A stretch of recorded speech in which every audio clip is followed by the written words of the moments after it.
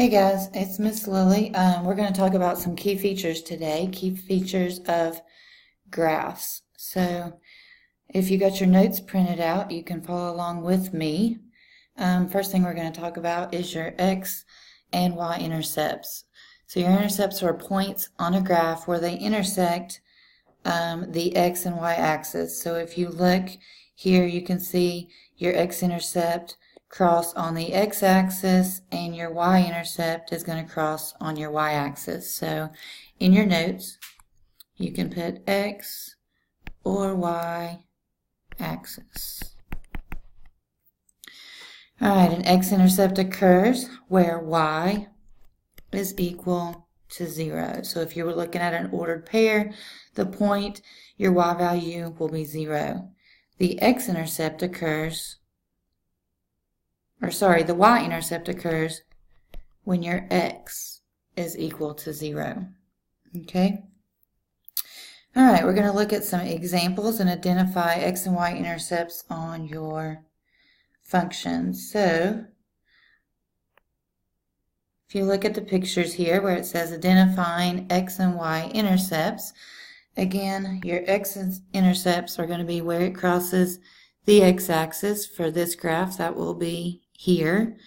And the Y will be on the Y-axis, so that point there.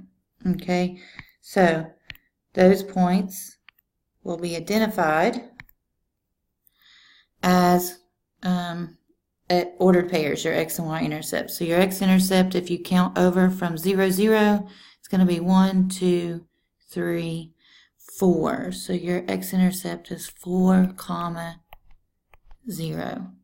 Okay. Your Y-intercept again is where it crosses the Y-axis. So if you start at 0, 0, you go up 1, 2. That's going to be 0, 2. So no matter what the picture, no matter what the graph looks like, you're just trying to find the points of intersection for the X-axis and the Y-axis. All right, let's look at example 2. If you look at example 2, this is a continuous graph. That means if you take your pencil, you can trace the graph without lifting your pencil for the whole graph. So again, we're going to talk about different key features right now. We're just looking for X and Y intercepts. So your X-intercept would be 1, 2, 3, 4 points this time where it crosses the X-axis. So I'm going to give you just a second to write those down, and then I'll do it for you so you can see if you got them right.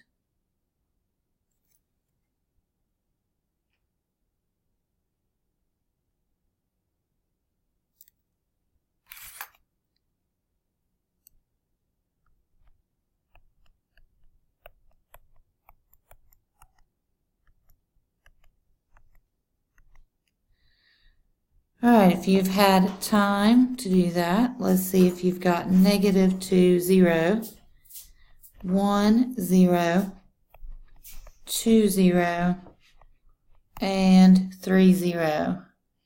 So, if you didn't get those, go back and look and see if you see where those are on the graph. Alright, your Y-intercept again is where it crosses the Y-axis, so you're going to find that point there. On number 2, that's going to be 0, 6. Okay, hopefully you can read my handwriting. Still working on using this pen online. All right.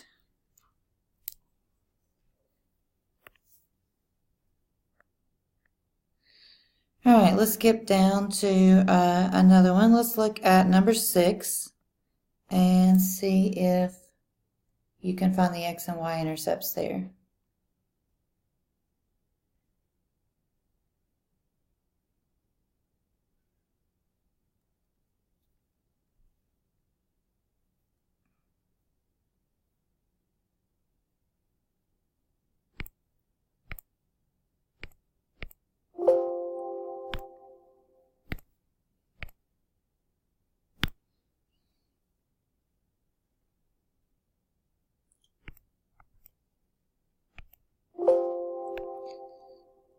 Alright guys, I'm having some technical difficulties. Give me just a second.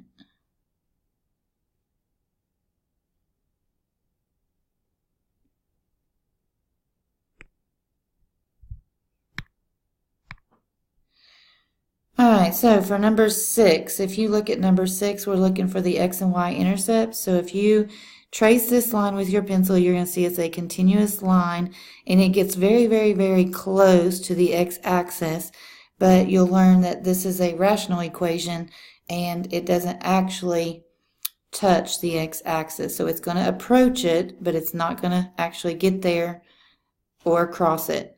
Same way with this one. It's going to come down, it's going to get very close to the x-axis, but it's not going to cross it. So this one actually has no x-intercepts. So we're going to put none for x-intercepts.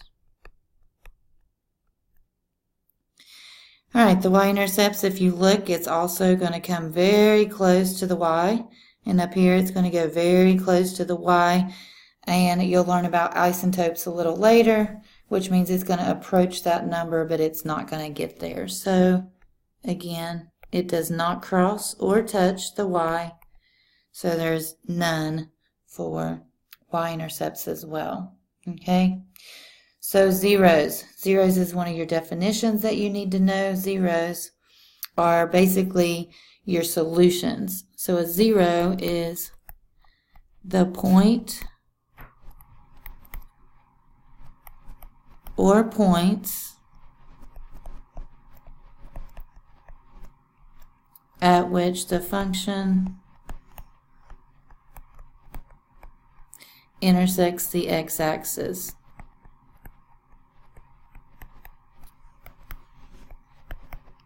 So basically what we were just looking at, we were finding x and y axis, so a zero would be like your x-axis. Okay? Alright, how do you find the zeros and the y-intercepts algebraically? Alright, to find the zeros, you set f of x, or your y. Remember, f of x, we did in the last lesson, is just the same thing as y equals.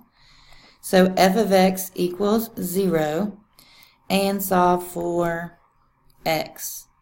To find the y-intercept, you're going to plug 0 in for x and solve. So your x is 0 to find the y-intercept. Alright, moving on. Alright, let's look at a couple examples. Alright, so we're going to find the x and y intercept algebraically. The first one is an absolute value. So remember, absolute value, you work everything on the outside first, and then you work on the inside. So to find the zeros, you're going to set it equal to 0. So you're going to have negative absolute value of x minus 5 plus 3. And then you're going to set that equal to 0.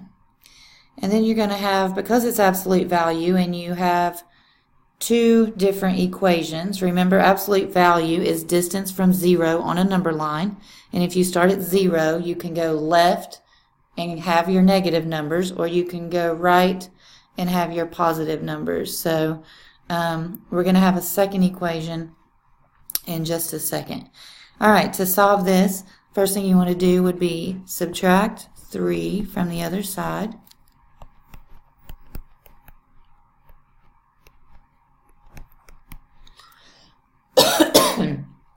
Excuse me. Alright, and then you're going to multiply by -1, which is going to change both of those signs to positive.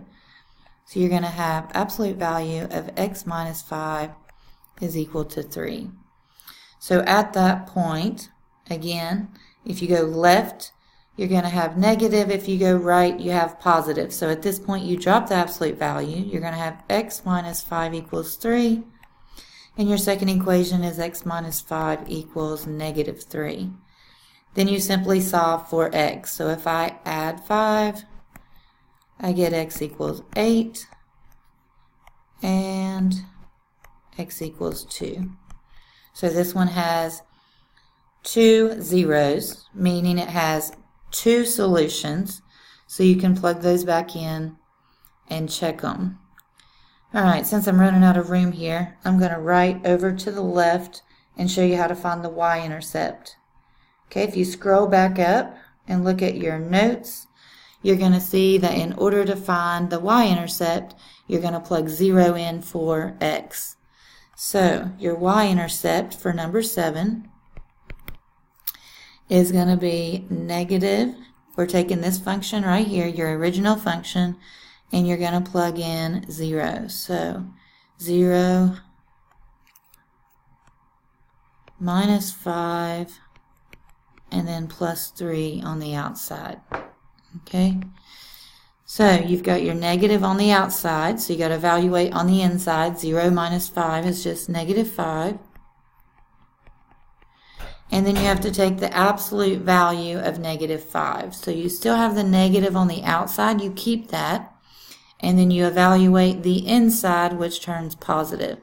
So it's still going to be negative, but that's because it had the negative on the outside.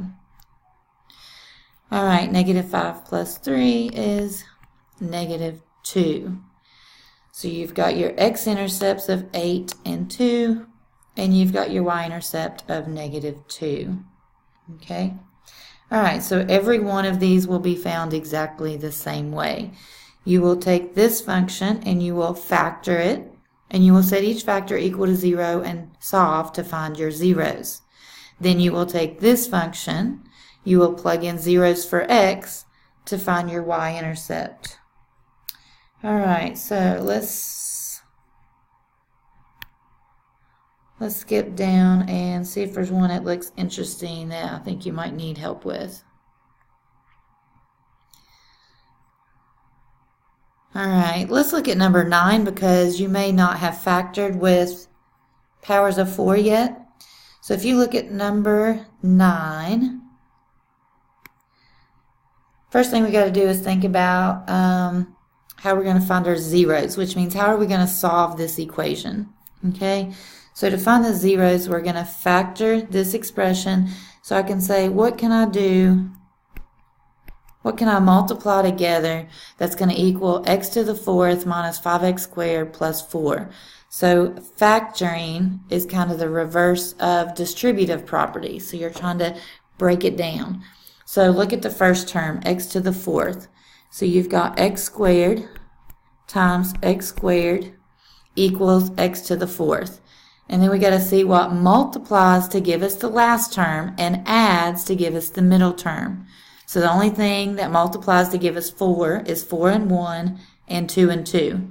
2 and 2 won't give us 5, so we're going to have to use 4 and 1 as our two factors. Alright, and then we need a negative 5 in the middle, so they both have to be negative because when you multiply a negative and a negative, you get positive 4 and you add to get negative. Now I set that equal to 0, and from there it's going to be very similar. So I'm going to have x squared minus 4 equals 0. And then I'm going to have x squared minus 1 equals 0. So there's two ways to solve this. You can either factor both of those again as a difference of squares, or you can solve using the square root. If you want to add 4 and then take the square root, make sure you don't forget your plus and minus. If you remember how to factor, you're going to have x plus 2 and x minus 2. And this one will be x plus 1 and x minus 1. Alright, so you set those equal to 0. And it's just a one-step equation from there.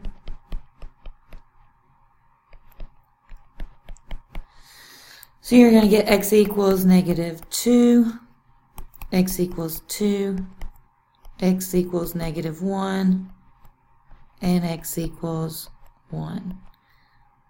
Okay. Alright, very quickly here, we're going to look at the y-intercept. Okay. To do the y-intercept, you're going to do the same thing. You're going to substitute 0 in. Let's not look at this one right now. Well, let's just do the y-intercept here. So I'm going to plug in 0. So I'm going to have 0 to the 4th power minus 5